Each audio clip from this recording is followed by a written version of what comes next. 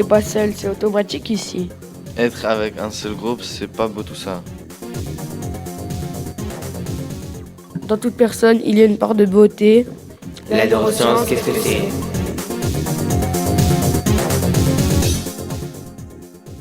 Bonjour tout le monde, moi c'est Aurélien. Moi, c'est Suzanne. Moi, Maya. Mais finalement, qu'est-ce que c'est la neuroscience? Eh bien, Suzanne, la neuroscience, c'est tout simplement la science de l'étude du cerveau. Oui, mais aujourd'hui on va pas tout voir, ce serait trop long. On va se concentrer sur le biais pro-endogroupe. Le biais pro-endogroupe est un biais cognitif et un mécanisme de pensée qui entraîne une déviation du jugement. Alors, le biais pro-endogroupe, c'est tout simplement le truc dans notre cerveau qui nous donne la sensation d'appartenance à un groupe et qui peut donner suite à des situations de discrimination. Exactement, et pour que vous compreniez bien, nous allons faire un micro-trottoir, une interview, des chroniques et un reportage. Et pour commencer, vous allez écouter Émilie Jacot. Merci d'avoir accepté notre invitation. Merci de l'invitation. Amélie Jacot est une neuropsychologue de l'Université de Paris 8, membre de l'unité DISCO. Bonjour tout le monde, je m'appelle Bernadieu. Qu'est-ce que vous faites dans la vie? Alors, moi, dans la vie, je suis enseignant-chercheur à l'université. Donc, je suis à l'université de Paris 8 en neurosciences et neuropsychologie. Et je suis aussi neuropsychologue. En quoi consiste votre travail? Alors, mon travail d'enseignant-chercheur se divise en deux grandes parties. Il y a une partie enseignant où je donne des cours à l'université, aux étudiants qui, après le bac, se destinent à des études en psychologie. Et l'autre moitié de mon travail consiste à faire de la recherche en neurosciences cognitives notamment. Et je suis également neuropsychologue, c'est-à-dire que je travaille avec des patients qui auraient des difficultés cognitives. Donc, par exemple, il y a des personnes qui ont des maladies ou suite à un traumatisme crânien qui pourraient avoir des difficultés avec le fonctionnement de leur cerveau. Et moi, je suis là pour la prise en charge, l'évaluation de ces difficultés. Alors, ce que j'aime dans mon travail, c'est qu'il est très diversifié. Déjà, j'ai la chance de pouvoir enseigner, donc d'être au contact des personnes qui sont en train de se former pour un futur métier en tant que psychologue et neuropsychologue. J'ai la chance de faire de la recherche aussi. Ça me permet vraiment d'essayer de répondre à des questions théoriques, scientifiques, pour lesquelles on n'a encore pas de réponse. Donc, notamment, comment fonctionne le cerveau sur plein de petits mécanismes de fonctionnement cérébral. Donc, voilà, je trouve que c'est une chance parce qu'on ne s'ennuie jamais, il y a toujours plein de nouvelles choses à faire et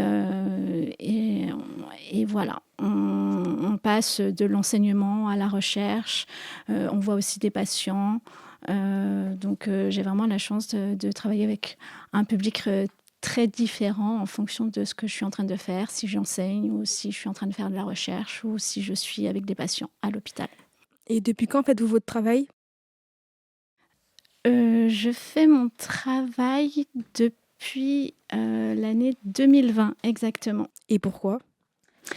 Alors, pour être enseignant-chercheur à l'université, il faut passer comme un espèce de concours. Et donc, j'ai eu ce concours cette année-là. Et avant, j'étais déjà chercheur, mais dans le milieu de la recherche, en fait, on va travailler un petit peu à droite, à gauche. On va faire des petits contrats dans différents laboratoires. Donc, avant, je faisais ça. Et quand j'ai eu le concours, j'ai pu avoir un poste à l'université, donc depuis 2020. Alors, quelle est votre spécialité exactement?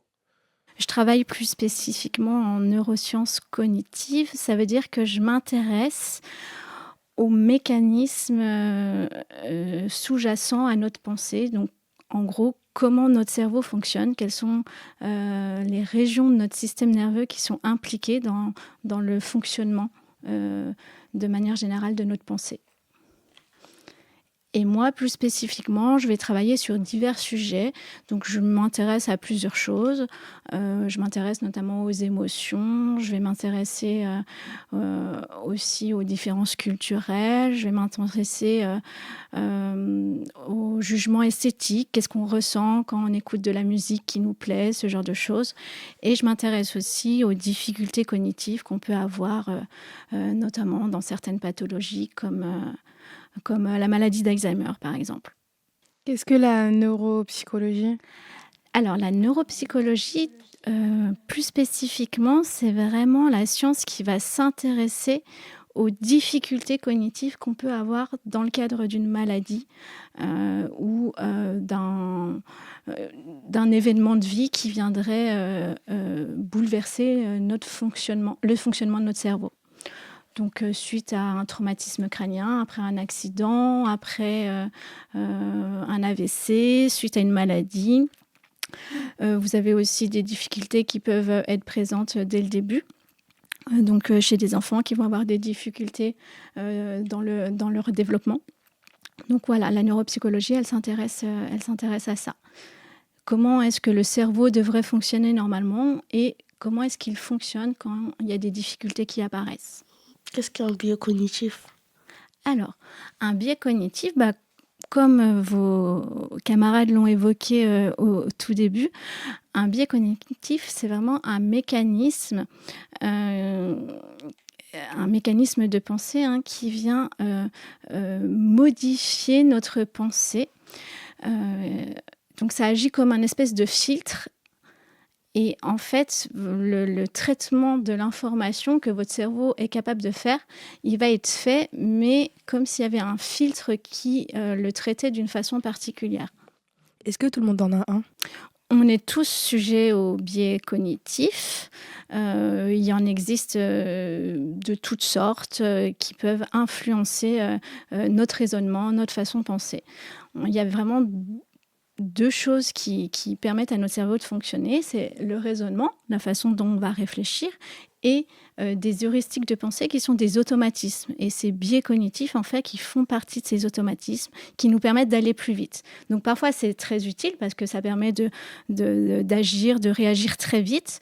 Et parfois, ça crée ce qu'on appelle donc les biais cognitifs. Et donc, ça peut induire en erreur. Et donc, c'est pour ça que c'est important de connaître l'existence de ces biais et de savoir à quel point ils peuvent nous induire en erreur parfois dans le traitement d'une information ou dans nos raisonnements, dans nos pensées.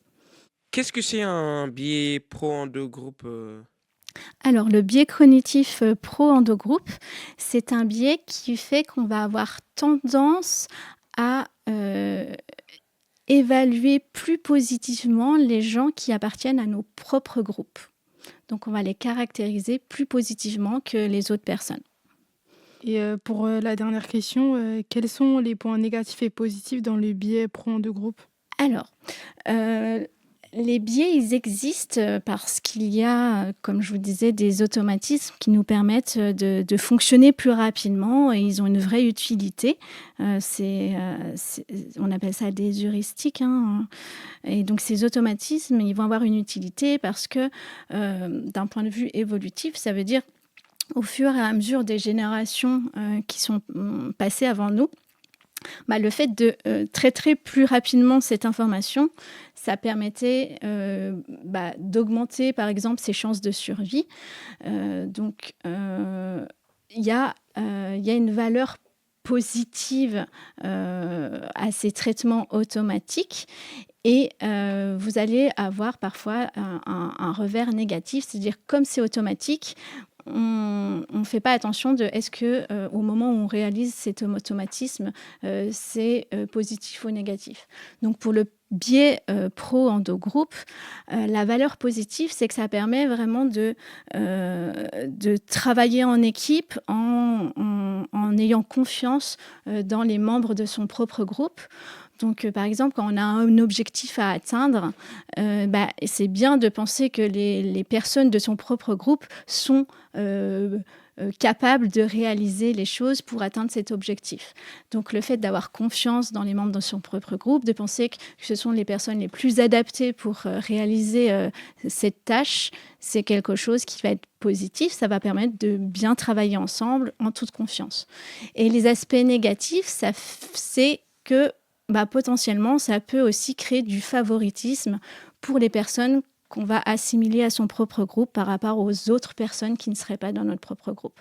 Et donc, ça veut dire qu'on peut aussi défavoriser des personnes qui ne seraient pas dans notre propre groupe, alors même qu'ils auraient quand même les capacités pour réaliser ces objectifs.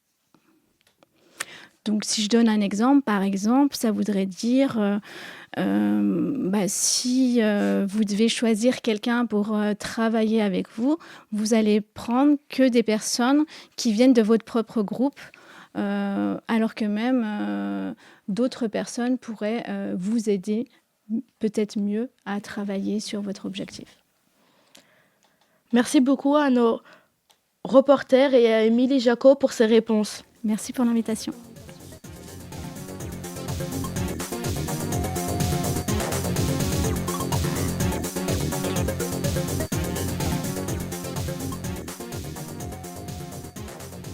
Passons maintenant aux chroniques. Il y en aura 2, mais commençons par celle sur la communauté LGBTQIA+, un bel exemple social. Pourquoi certains groupes créent un sentiment d'appartenance si fort ? Le biais dans nos groupes, c'est tout simplement le fait de favoriser les personnes de son groupe parce qu'elles nous ressemblent et nous rassurent. Dans les communautés LGBTQIA+, ces liens est souvent très fort. Pourquoi ? Parce qu'on partage des expériences communes, parfois difficiles. Se comprendre plus vite, se sentir accepté, soutenu, tout ça crée des liens très puissants. Mais est-ce que ça peut aussi créer une distance avec les autres ? Oui, parfois, pas forcément par rejet, mais parce que ces liens sont très forts. Finalement, ces biais n'est pas forcément négatif. Il devient un problème seulement quand il ferme complètement aux autres.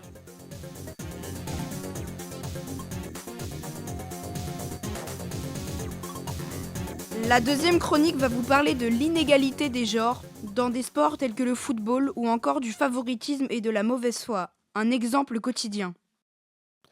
Est-ce que tu t'es déjà énervé pour une équipe de foot comme si c'était la tienne ?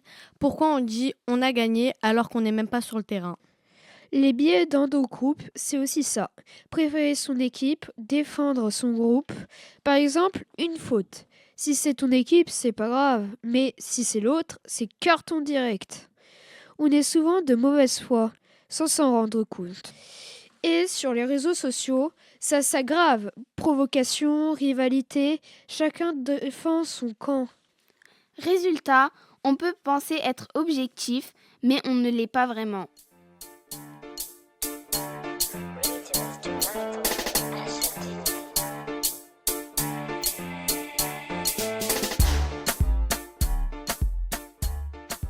Le reportage sera fait par Anatole, Henri et Joachim. Et oui, ils ont participé à une expérience. Ils vont vous en parler dans 1, 2, 3. Anatole, Joachim et Henri, vous êtes à l'antenne. Oui, exactement. Moi, Anatole, j'ai pu observer une expérience scientifique sur ce sujet pendant que Joachim y participait. L'expérience que Mathilde, l'animatrice de l'atelier, réalisait, est à l'origine une expérience de chercheurs en économie datant de 2019, servant à montrer l'effet du biais pro-endogroupe. Elle consistait à séparer les participants en 2 groupes qui devaient se créer un nom et un signe distinctif, ce qui a permis de les souder. Après ça, on leur a donné 6 points par personne qui devaient partager dans les 2 équipes sans leur préciser que les points ne serviraient à rien. On vous laisse avec l'enregistrement. Alors, je vous ai dit, vous allez jouer les cobayes d'une expérience scientifique dont je me suis inspiré pour le protocole qu'on va faire en classe. Puisque je vous sépare en 2 groupes aujourd'hui, juste pour cette expérience. Donc, vous êtes 6 et vous êtes 6. Donc, j'ai constitué 2 groupes. Vous êtes 6 chacun. Je vais vous demander, chacun de vos groupes, de trouver un nom d'équipe et un signe distinctif. Donc, j'ai l'équipe La Chienté et l'équipe Capybara. Donc, maintenant que les 2 groupes sont formés, voici ce que vous allez devoir faire. Vous disposez chacun de 6 points que vous allez devoir répartir entre l'équipe Capybara et l'équipe La Chienté. Attention, vous devez bien distribuer les 6 points, pardon. Donc vous ne pouvez pas en garder pour vous individuellement. Et votre distribution doit rester secrète. Donc je vous donne des petits papiers. Vous avez chacun 6 points à distribuer. Et donc sur votre petite feuille que je vous distribue, que vous allez devoir écrire discrètement, chaque personne a 6 points à distribuer entre les deux équipes. Donc vous pouvez donner genre 2 points à Capybara, 2 points à la Chienté. Et le but c'est que vous distribuiez tous vos points. Et après on va compter qui a le plus de points.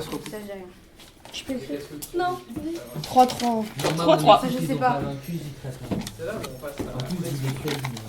Ça fait 12 là? Ah non. La chaîne T4, les capybaras 2.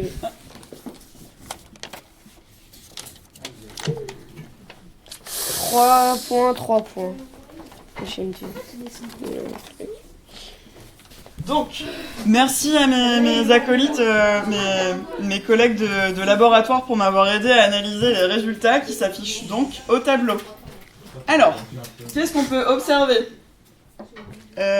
Fabio, je t'ai moins entendu que... En gros, la chienté, nous, on a directement choisi notre équipe et qu'on n'a pas du tout essayé d'être équitable et équilibré pour tout le monde. Ouais. Alors que les capybaras, au moins, ils nous ont donné à peu près autant que nous, même s'ils ont un peu plus de points que nous. Donc, ton interprétation des résultats, c'est que la chienté, vous avez été plus égoïste? Ouais, on est juste égoïste. Ouais, non, moi je trouve qu'en mode, nous, on a suivi notre instinct parce qu'on s'est dit que c'est mieux d'avoir plus de points, alors que eux ils savaient qu'il y avait un deck, ils ont fait exprès de faire comme ça. On est des plus intelligents. On est juste plus intelligents. Non, vous avez rien à voir. Bah non, Nous, parce on a que juste nous, à voir. même si on le savait, on a fait ce qu'on pensait. Oui, parce que dans tous les cas, Intéressant. on est plus intelligents. Et l'équipe des capybaras, du coup, vous avez fait individuellement ou vous avez un petit peu? Non, moi j'ai donné. Toi t'as donné? Je vais pas dire. Tu veux pas dire? Mais dis rien, mais par contre dis-nous, Fabio. Est-ce que j'ai le droit de dire? J'ai le droit de dire? Tu dis ce que tu veux. Mais est-ce que je dis combien de fois j'ai donné? Moi je veux que tu me dises par quoi t'as été influencé dans ton choix. Bah, moi je me suis dit que je devais quand même donner. Et que pour pas être radin, j'ai donné un petit peu plus. Donc, l'expérience que je vous ai fait faire, il essayait de montrer si on mettait des gens dans différents groupes et qu'on leur donnait une tâche où on demande en gros d'affecter un nombre de points ou de l'argent pour la vraie expérience. Les chercheurs voulaient voir si on aurait tendance à favoriser les membres de son propre groupe. Après, Émile, pourquoi t'as préféré pas favoriser ton propre groupe? Parce que moi, je trouve que le favoritisme, c'est pas une belle chose forcément. Et que je me suis dit que moi, je laisse une chance à tout le monde. Okay. Et je pense que les gens, ils sont capables d'être généreux.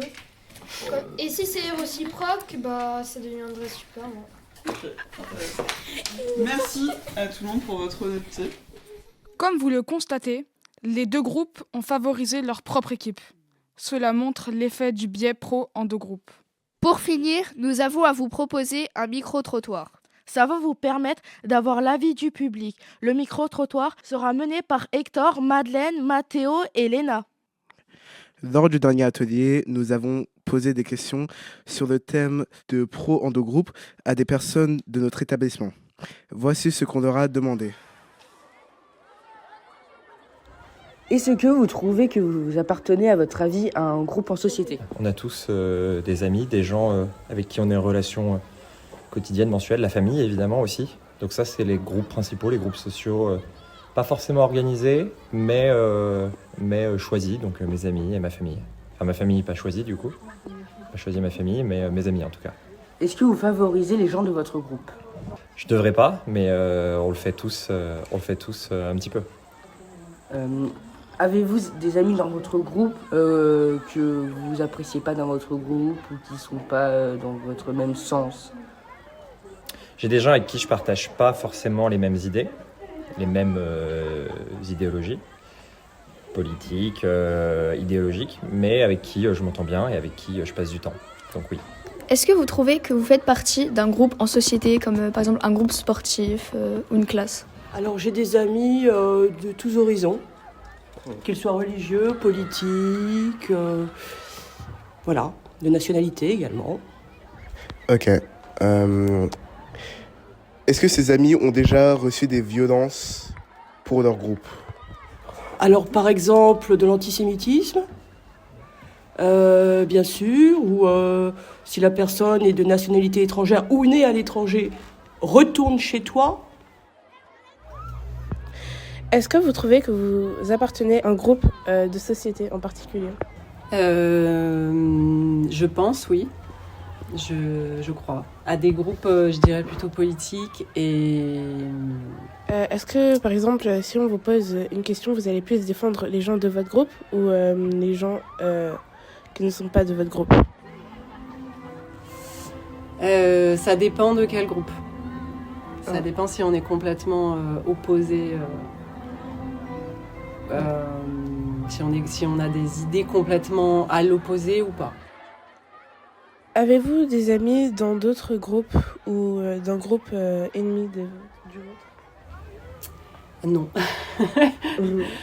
Non. Nous avons constaté que la plupart des personnes que nous avons interrogées font partie d'un groupe. Ils favorisent les leurs, même s'ils se rendent compte que c'est mal. Ils ont pour la plupart subi des violences morales à cause de leur groupe. Comme on l'a vu, notre cerveau nous pousse naturellement à préférer notre groupe. Mais ça peut parfois créer des injustices ou des conflits. L'importance, c'est d'en être conscient pour prendre le recul. Alors la prochaine fois, demandez-vous, est-ce que je suis vraiment objectif? À bientôt!